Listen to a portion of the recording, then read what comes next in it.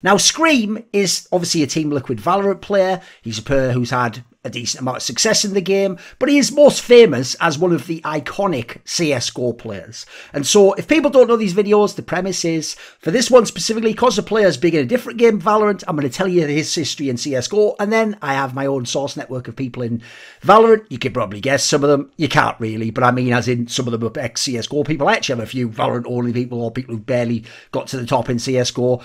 So they've given me some information, and I'll give you a little bit of my thoughts on him in Valorant. So first of all, you've got to start with the name, ScreaM. Brilliant name, by the way, right? But the way it's spelled, capital S, capital M at the end, all the rest lowercase, he actually copied that straight up. He copied it from another pro player in Counter-Strike, but a player in CS 1.6 years ago. I'm talking the early 2000s. There was a guy who in 2001, 2002, 2003 was called ScreaM, but he's a Swedish player, which, by the way, was the country that had the best CS players at the time. He played in teams like Matrix with Spawn, Too Easy with Arl. Like, this is a guy who had pretty big success, actually.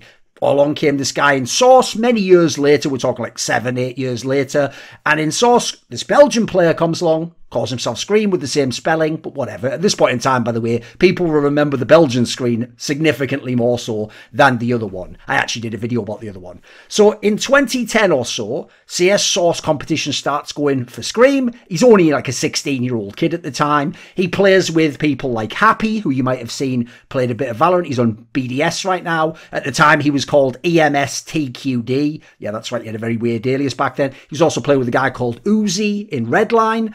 Uzi obviously at some point played briefly in Valorant, not much, you guys won't know him. He played in teams like 3D Max, where he was with Apex and ochs. People will know those guys. They were both recently in Vitality in CSGO, some top players in the history of the game. He also had Happy on that team at one point in time. He played in LDLC with Shock, not ochs, a player who people might know in terms of Shock from his time in Very Games, very successful. And he also played in a team called TT Dragons, Thermal Take Dragons, with Malek, who was the recent coach of G2, ochs and Smiths.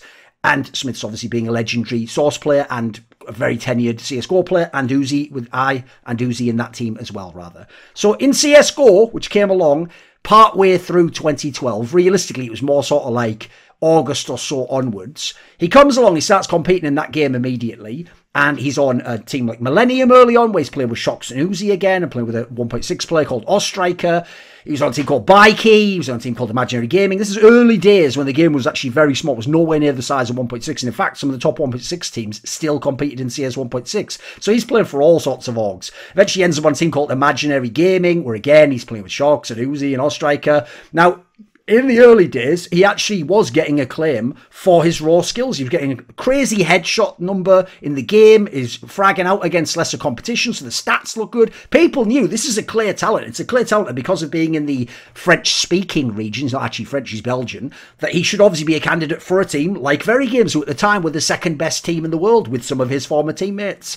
Now, in this scenario, like Smiths, for example, he was a clear talent, but the problem is, ochs was also out there in the scene, even in his teams, and ochs is an even greater talent and was one of the greatest CS Source players, and also an obvious candidate for a team like Very Games, because he's French, he's even Parisian, if people don't know, in terms of ochs.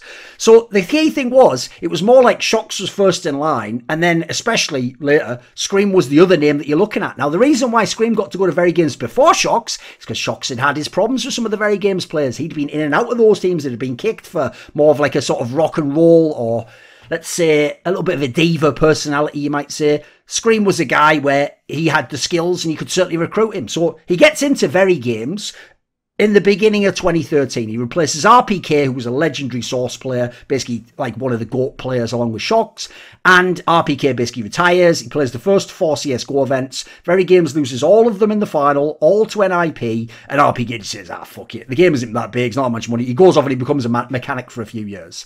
Now, the team was second best in the world at the time. When ScreaM comes in, unfortunately, the competition gets better in the scene and the team drops down to, I would say, the 3rd or the 4th best team in the world. Like, you had teams out there like the Virtus Pro lineup of CIS players like Adren and Dosia, who were able to beat NIP on LAN and stop the streak, the 87-0. You had Western Wolves of Glaive and, well, you don't MSL and others. They were able to also go close with NIP. At this point in time, unfortunately, NIP continued to hold it over the Very Games team, even the one with ScreaM. And basically, it wasn't until 2/3 of the way into the year that like they beat them at all on LAN. And it almost took that long to beat them online as well. They were just losing all the time to these guys.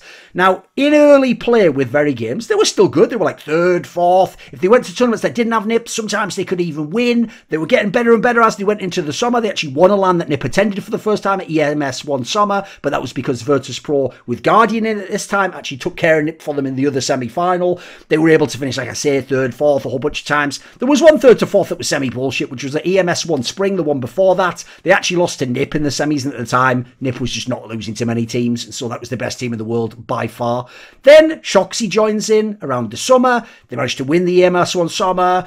Suddenly they're looking really good. They have this DreamHack Bucharest where they lose in the round of 8, but to NIP, the best team still. And this is the key change, because even though online they'd already started to beat NIP and get some wins on them, after this tournament, the next lands they go to, finally, Very Games and ScreaM are the best team in the world. And ScreaM's even having some big pop-off games against NIP, really showing himself, even though at the time, you could argue it was actually the emergence of ochs and joining the team and becoming arguably the best player in the world, contending with Get Right for that title from NIP, that actually really took the team to the top, as well as the tactical brilliance of Existence, the in-game leader, who also, by the way, played, funny enough, we're happy in, like, started from CS or whatever the fuck in VALORANT and as a coach now, I think. So, when they overtook NIP to become the #1 team in the world, the Very Games team beat NIP in 3 best-of-3 series in a row on LAN and won 2 of those tournaments. They won Star Series and they won EMS 1 Fall.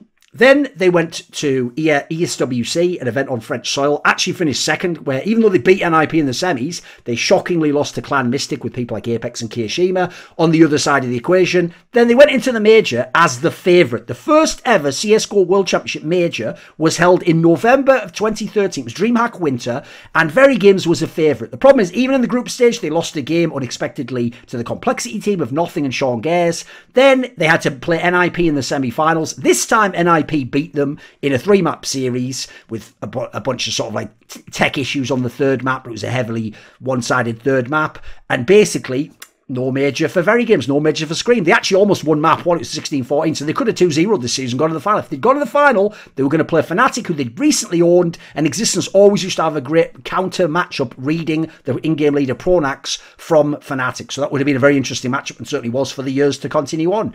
Next year, they had they went to an American tournament, ESEA Season 15, but there was no NIP there. They finished 2nd. They had a DreamHack Invitational, which was basically the top 4 European teams, the top 4 teams in the world. They won that, actually, but it was best of 1 double elim, but it was beating NIP. They went into EMS Katowice as the favourite again, the 2nd major in a row. They go in as favourite, and this one was very shocking because they got eliminated in the group stage. They had the eventual champions Virtus.pro there, and they had Hellraisers, some of the former VP players, who were just an amazing upset team, and they lost the best of 1 to them. So that actually shockingly went out in the group stage at a tournament they were the favourite at, and then the Copenhagen Games right afterwards, they only made it to the quarterfinals and lost to LDLC, their regional rival, in theory with lesser players. And this move basically made ochs like just blow up. Like, they were living in a team house for a couple of months at the time, putting in massive hours. ochs just decided, like, I'm just done with this, like, fuck this team. He leaves, but luckily it was Kenny S that they'd replaced ochs with previously, and in this scenario, in comes, the other way around, in comes Kenny S now to replace the outgoing ochs. So they still have like a world-class, super-duper French player to put into the main star. When they bring in Kenny S, it's actually kind of like when ScreaM joined Very Games. They're still a really good team. They're still like a 3rd or 4th best team in the world, but they ain't winning events. Like, they go to Star Series, they come 3rd, they go to DreamHack Summer, they have to play NIP in the round of 8. That sounds familiar. So they lose to NIP, who got them back to the #1 team. They go to Gfinity G3, where NIP admittedly did badly. They lost to VP in the final there. They had ESL1 Cologne, the next major. They went out in the group stage again. Now, again, they had a really tough group stage. You had the group that actually had Dignitas, a really good CT-sided team at the time. Some of the players became Astralis later. And they had Cloud9, who had a miracle run at this tournament. And if it wasn't for a fluky couple of rounds by NIP, really could have won this major or been in the semis at least. So then we had, because of this failure at the major, and crucially, that meant that like people were very unhappy on the Titan team. Yes, they were called Titan at this point in time. They changed organisations. This had the first French shuffle. And ScreaM was one of the players who was left out of the French shuffle. Basically, a couple of players got brought in from LDLC, who'd finished top 4 at that last major, to join Titan with Existence, and they were basically going to try and make their own like best French team. And then the other players rebelled and went over, and they formed well, it was LDLC eventually, but initially they were called like Mercenary. Then became LDLC, and the team that eventually became Envy, and obviously with that lineup won one major, the next major, and then with a different lineup won another major the following year. And basically, they were a team that was super skilled on the LDLC side, and they were very good, like, set up overall on paper, like a mix of skill and tactics and AWPing on the Titan side, and then ScreaM was just left out. They kind of lost faith in him, and he was basically exiled and had to join the third French team, which at the time was called Epsilon, and they had like an alright result making it to a Star Series land, but they didn't do much there. They quite frankly didn't make it to many lands because they didn't make it through the qualifiers. But then comes a key point in ScreaM's career where I actually think this would have been the end of his career at the Tier 1. He wouldn't have got back into a top French team unless they maybe just took a gamble later.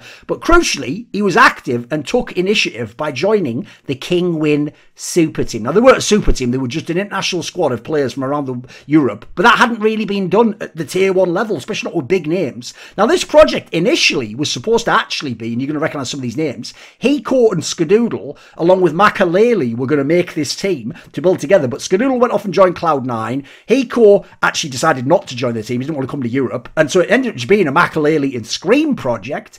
And it became the first big international team in the sense that it eventually, gradually became that. Later, obviously, eventually became the Genesis of FaZe Clan, where indeed Rain still plays. Because Rain was one of the starting members, along with Fox, the Portuguese player, Huiten, who was a Swedish player. And initially, the team was actually considered a joke. They were on pretty bad results. Famously, Pasha from Virtus.pro, one of the best teams in the world, said something like, you know, like, this team's terrible or whatever. I can't remember what the line was. He had some line about how they were bad, or maybe that they'd even lose 16-0 or something.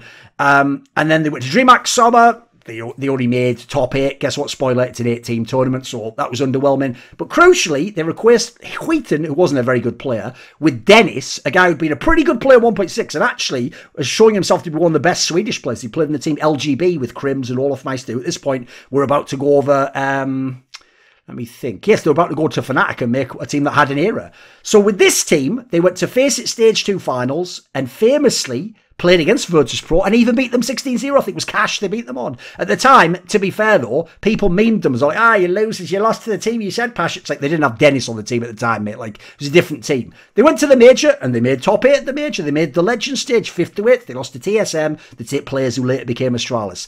They went to Gaming Paradise, which was a big tournament because they won it, an offline tournament. It was one of the biggest clusterfucks of all time, one of the worst run lands of all time. So yes, kind of a questionable result, but it showed that there was some talent to this team. They did have something to them, and ScreaM was certainly back to being a good player again. Basically, ScreaM for most of his career was a fairly good player, but he was always right on that line between good and great player. He never really, for my money, made the jump, even though he had great series at times. Now, he got sold back to Titan due to this little pop-off, because after another French shuffle had happened in the scene, Titan was a bit underpowered and they were the second best French team far and away. So at this point in time, he basically got to reunite with a bunch of players he's played with in the past. He got to reunite with Existence and Smiths and ochs from his very games lineup that had won those tournaments in 2013. He got to play with RPK, who obviously he'd replaced in CSGO and was a different player, much more legendary player in CS Source. Now at the next major, DreamHack Cluj-Napoca in 2015, they managed to finish 9th to 12th.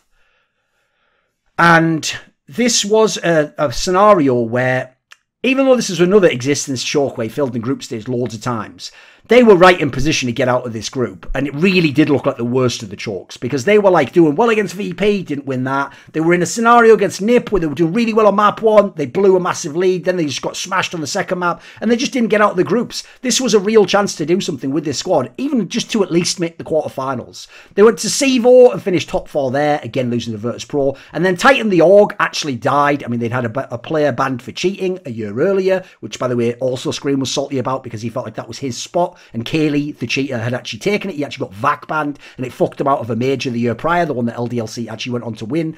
So then, the team initially were just like ex-Titan, and they went to Star Series, didn't do much. Then they became G2, obviously a name you'll be familiar with. They were an all-right team. They were just like an also-ran at most tournaments. Like, they could have the odd run with a few upsets, and then basically, it wasn't until after the next major, where they qualified for the next major, MLG Columbus in 2016, but they didn't get out the group stage again. And so this time they kicked Existence because too many French players were like, this guy's just a curse. He's a brilliant in-game leader, but he's just cursed or something at majors. They kicked him and they got a player called Body, an up-and-coming guy. Initially, they bombed the first tournament, DreamHack Malmo, but then they hit this streak of form where they finished second at ESL Pro League Season 3 finals in an epic final against Luminosity, the major winners. Then they actually beat the major winners winners. This time, I think they'd already become SK Gaming, or Fallen and Cold Zero, at ECS Season 1, and they went into ESL 1 Cologne as one of the favourites due to these results. But yet another tournament where ScreaM's in one of the favourites doesn't go well. Doesn't get out of the group stage, but admittedly, he had the group of death. He had the group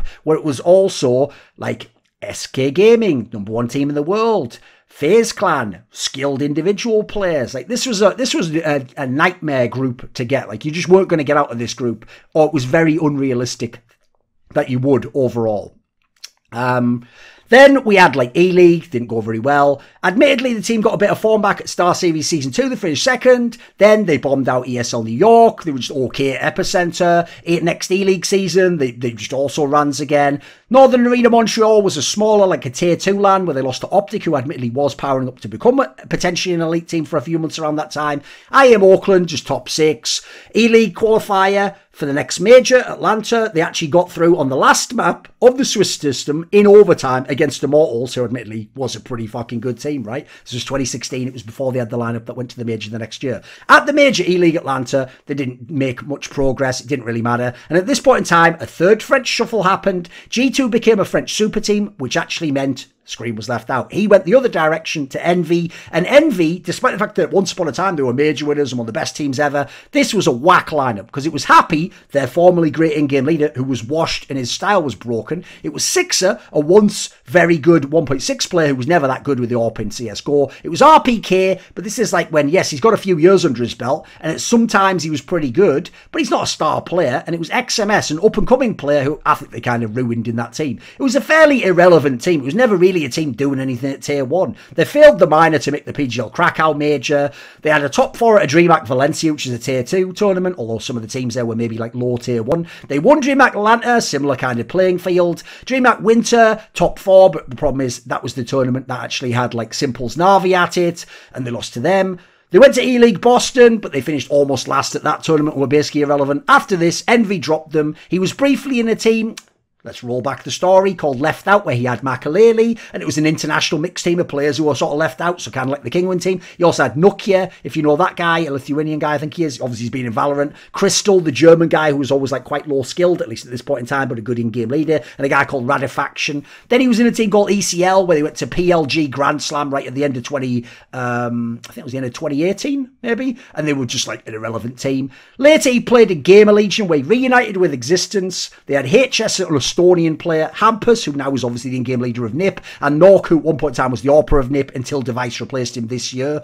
They actually managed to come second at a tournament called Moche XL Esports. Notable that they beat Furia after Furia had actually beaten a very good team, obviously. They'd beaten Astralis at ECS, hadn't they? So this was actually not a bad little one-off run for this squad.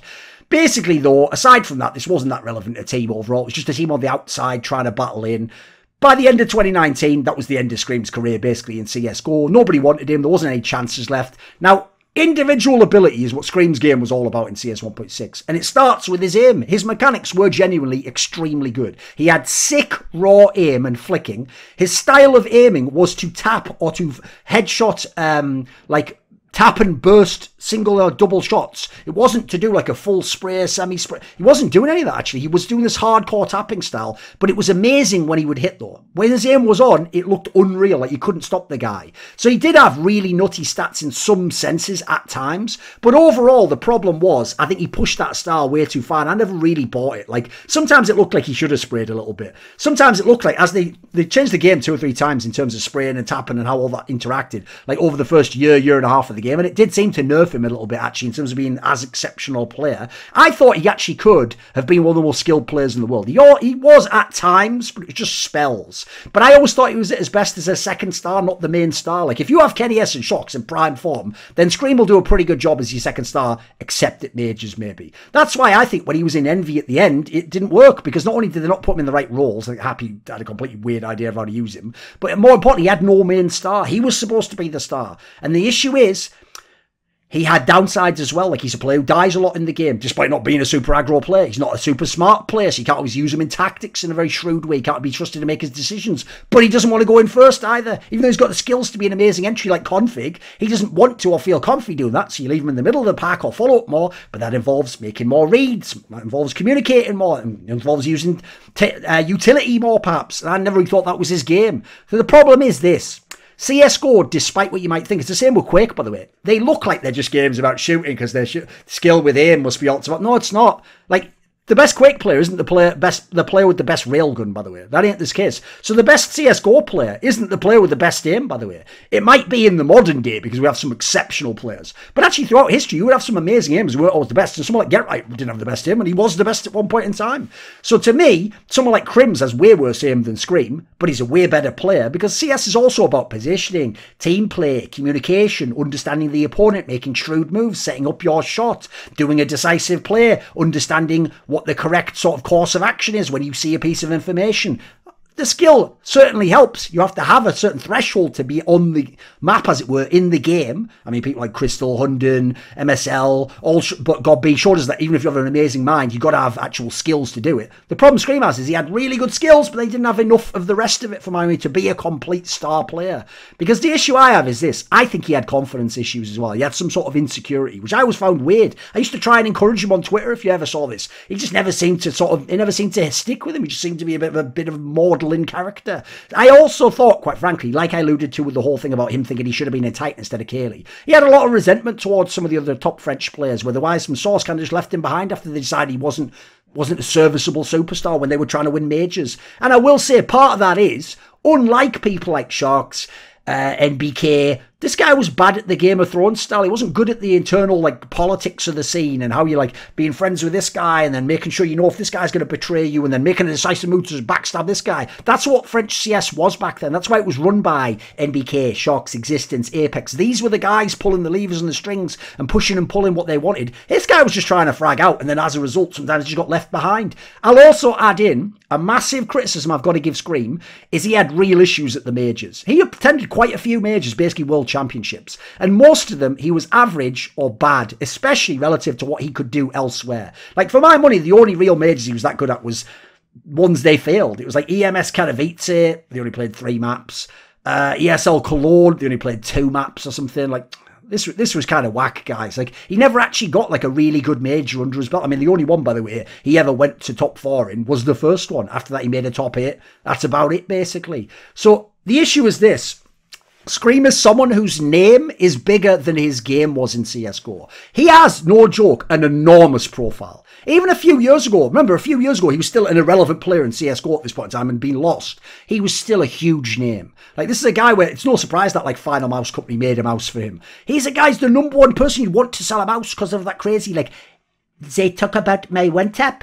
Like, he is that guy. He's the fucking one-tap guy. So to me, he is one of the great iconic players. You think of CSGO, you think of names like GetRight, Forest, Shocks, Pasha, Kenny S, ScreaM. These are names that come straight to the forefront. Snacks, Neo. Like, these are the guys who come straight out. Zeus, Simple. But the difference is, there was greater players than this guy, even in his era, who don't necessarily fit that category. They don't have the same iconic, almost glow around them. Their name doesn't seem to pop off the screen. It doesn't seem to draw you in as much otherwise. Now, you're probably expecting next up, that was CSGO. I'm probably now going to do a Valorant, right? A rant about Valorant. Well, you know what? I finished ranting about CSGO. You want more of my Thorin's thoughts? You want to drink my thoughts? You can't really, but you could put a drink inside this, like Gamersups. Code Thorin, Thorin, at gamersups.gg for 10% off your order of that shaker cup, or just a drink for that matter. They've got lovely, delicious energy formula there. Now, in Valorant, ScreaM is basically known as a Reyna and Jet player, but he's also played, if you look over his career, like early on he was playing stuff like Breach, he's played Phoenix, Sage, a bit of KO if he had to. He started out basically at the beginning of Valorant. He was playing the show matches at the beginning of 2020. He played in a team called Prodigy that had Mixwell. Obviously, everyone knows him from G2. Pitt and Draken, the Swedish players. All these are CSGO players. Then, for a couple of months, he played as a stand-in for Fish123. This was a team where he was able to go to the WePlay tournament online and lose to G2. Then he joined Team Liquid around August of 2020, a top EU team for most of the time. They had issues in the first VCT qualifiers for Stage 1. Stage 2, they qualified. They went to the Masters in in Reykjavik on LAN and they finished 4th. They didn't initially qualify for Stage 3 Masters, but they won the last chance qualifier. Before the LAN, they went to Red Bull Home Ground 2 tournament and they beat Ascend to win the tournament. Some good teams there, just not some of the bigger names aren't necessarily. Then they went to Valorant Champions most recently, finished top 4 and lost to Ascend in the semi-finals, who obviously went on to do very well. Now, in Valorant, from my sources, they tell me ScreaM is an elite mechanical player. I even had people who said he's comparable to his prime in CSGO. I had at least a couple of people, one guy especially told me he's actually better than he was in CSGO. And he said that's because he has an individually orientated playing style. And that in CSGO, the issue is all those team play elements, all those reads. He said in Valorant, basically a player like ScreaM who plays the duelists, the nature of those characters is that they have get out of jail free mechanics. Basically, imagine this scenario. This is what someone said to me. He said, imagine if when Simple got a kill, he could just do a dash to reposition so someone couldn't like refrag him, which is what we call him when you trade the kill. Imagine if when Ziwu took a duel, every duel, he was just back to a full HP and you had to headshot him to have a chance to kill him. Well, these players are already, if you don't know, the two players I'm talking about, incredibly dominant individual players in CSGO. If you give them those abilities, they'd be unstoppable. So he said actually he thinks that ScreaM is even better in Valorant than he was in CSGO ever. So certainly an interesting component. And I'm certainly interested to see if he will become as iconic a name in Valorant. What's up everybody? I'm Uber from the Overwatch League and you're watching Thorin's YouTube channel. That's right, the esports historian lives right here. And if you're seeing this message, you're probably already blocked on Twitter. Unlucky really. This video was kindly supported by Iskander, Lager15, Matt Pugnatio Rajcula, Travis Goff, Zack Schmidt, Adam Ochs, Animosity, Butt Pounder 420, Chronic Alcoholism, Hades, Jdubs, Jensen Goh, Joseph Ginsburg, Kovacevicd, Tobias Bernasconi, Zoomba, Zyrathenia, and of course, a special thanks goes out to Jerky's Minion and DZL. Do you want to suggest a topic or a guest for my content? You want to ask me a question? Maybe you want to know who the guests are for my upcoming content, or you'd like to take part in one of those long donated discussions. Well, put your money where your mouth is at the Patreon link in the description box below and join the Screaluminati today.